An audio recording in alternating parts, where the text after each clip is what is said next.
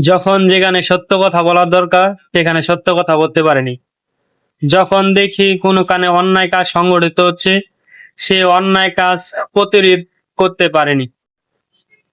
যে মানুষগুলো অন্যায় কাজ করছে তাদেরকে যদি বলি, ভাই আপনি যে কাজ করছেন এটা আপনার প্রতি, এটা সমাজের প্রতি, এটা যুব সমাজ ধ্বংস হচ্ছে, উল্টা তাদের শত্রু হতে হয়। আর একটা জিনিস ভেবে দেখলাম, অধিকাংশ মানুষে আজকা অন্যায়ের পক্ষে, যার ফলে আমরা সত্য কথা বলতে পিছু পাই। কারণ যদি আমরা সত্যের পক্ষে কথা বলি তাহলে মানুষের শত্রু হতে হয়, মানুষের নির্যাতিত হতে হয়, এক সময় মৃত্যুবরণও করতে হয়। কারণ এটা আমাদের বাংলাদেশ। তবুও দোয়া করি বাংলাদেশ সকল মানুষকে হেদায়েত দান করুক, সকল বাংলাদেশের মানুষ ভালো পথে থাকুক।